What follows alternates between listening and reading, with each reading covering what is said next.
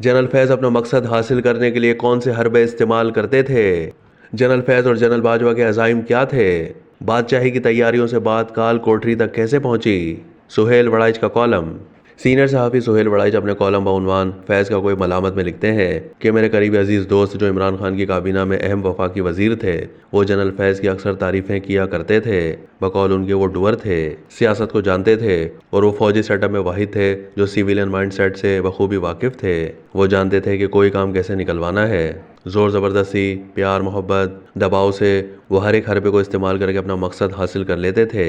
सुहेल वड़ाइच ने अपने कॉलम का तस्करा करते हुए लिखा कि जब जनरल बाजवा और जनरल फैज़ हमीद की जोड़ी पूरे जोबन पर थी, मीडिया पर जनरल आसिम बाजवा और उनके माँ बाप जनरल का कड़ा जाल बिछा हुआ था, तो इस कमज़ोर ने 12 साल पायदार तरक्की का मंसूबा नामी कॉलम लिखा जो तजादिस्तान में तो शाया नहीं हो सका, मगर BBC ने उसे शाया कर दिया।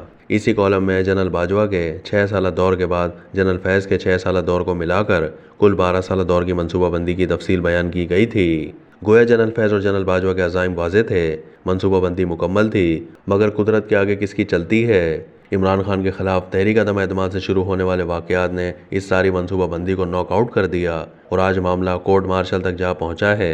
कहाँ तो बादशाही की तैयारियां थीं और कहाँ बात काल कोठरी तक जा पहुंची। कॉलम निगार ने जनरल फैज़ हमीद से अपनी मुलाकात का वाक़या सुनाते हुए लिखा कि जनरल फैज़ हमीद से मिलने का तजस्सुस बहुत था, मगर ये मुलाकात तब मुमकिन हुई जब मीडिया के मुश्किल तरीन हालात में इस्लामाबाद ISI के दफ्तर में जंग और जियो के इदाराती जिम्मेदारान की तलबी हुई। ये कमज़ोर नाचीज़ भी इस टीम में शामिल था।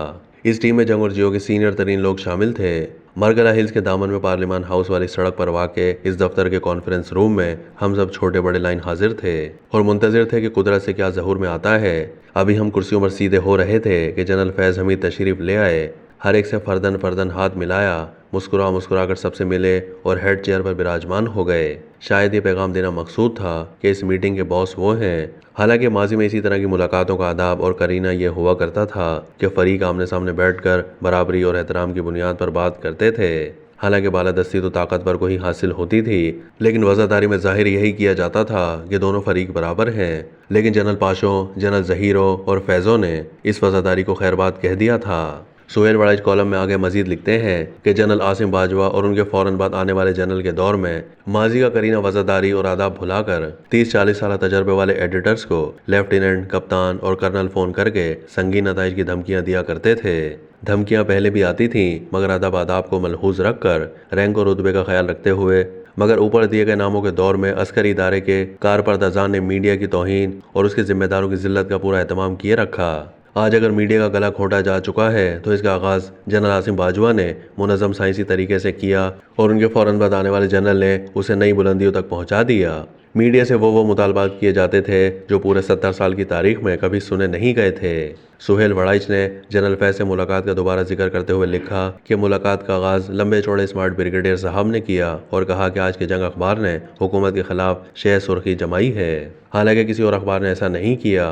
हमारे इदारे के सरबरा ने तहम्मुल से इल्ज़ाम सुना और सामने पड़े 4 अखबारात में लगी वही शह सुर्खी दिखा दी। दूसरी जानिब खामोशी छा गई, इल्ज़ाम ही गलत था। जनरल फैज़ हमीद काया तो थे, समझ गए कि टेबल टॉक और दलाइल की बुनियाद पर जीतना मुमकिन नहीं है और यूं हमारे बॉस का बाजू पकड़कर अंदर ले गए। ये तो इल्म नहीं कि अंदर क्या हुआ, लेकिन बज़ाहिर खुशगवार मुलाकात के बाद भी बर्फ़ मुकम्मल तौर पर नहीं पिघल सकी और फिर जनरल फैज़ हमीद के दौर सईद ही में हमारे इदारे के सरबराह को एक झूठे मुकदमे में फंसाकर जेल भेज दिया गया। जंग और जियो के खिलाफ पसे पर्दा और खुली कार्रवाइयाँ जारी रहीं।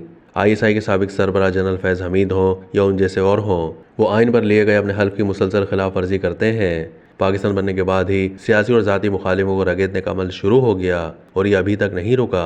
सबसे पहले कम्युनिस्ट गद्दार करार पाए और फिर 50 साल तक उनका पीछा किया जाता रहा। जेलें, कैदें और सज़ाएं उनका मुकद्दर ठहराई। थोड़ा सा अरसा जमात इस्लामी भी ज़ेर ताब रही, फिर बंगाली और अवामी लीग हदफ पर आ गए। मशरिकी बाजू की अलहदगी के बाद पीपल्स पार्टी से चुन चुन कर बदले लिए गए। नून भी साल हर साल निशाने पर रही। आजकल तहरीक इंसाफ इसी मरहले से गुजर रही है। सीनियर साहब अपना तजिया पेश करते हुए मजीद लिखते हैं कि हर दौर का जनरल फैज़ अपने आइनी और महकमाना दायरे कार से बाहर निकल कर अपने सियासी और ज़ाती हरीफों को गिराता रहा है। जनरल फैज़ हमीद पर जो चार्जशीट लगी है उसमें उनकी ड्यूटी के दौरान होने वाली सरकारी सरगर्मियों के हवाले से कोई इल्ज़ाम नहीं है, लेकिन ये तो सबको इल्म है कि वो कानून, आइन या रिवायत का एहतराम कम ही करते थे। छक्के मारकर अपना काम निकलवाते थे। उन्होंने इतने छक्के मारे कि मीडिया, सियासतदानों और आवाम सबके छक्के छुड़ा दिए। अब खुद छक्के की जद में है। सुहेल वड़ाई ने कॉलम के इख्तिताम पर लिखा कि असल बात यह है कि इस कोर्ट मार्शल से सबको मुतला हो जाना चाहिए कि हर फिरौन और हर हलाकों ने कभी न कभी एहतसाब से गुजरना है। कई लोगों का यही एहतसाब हो जाएगा और कई लोग अगले जहां में जाकर जवाबदेह होंगे। इब्ने ज़ियाद और हुज्जाजों ने अपने वक्त में सबको दबा तो लिया, लेकिन वो ना इन मजालिम का कभी मदावा कर सकेंगे और ना ही तारीख उनके ऐसे किसी इक़दाम को कबूल करेगी।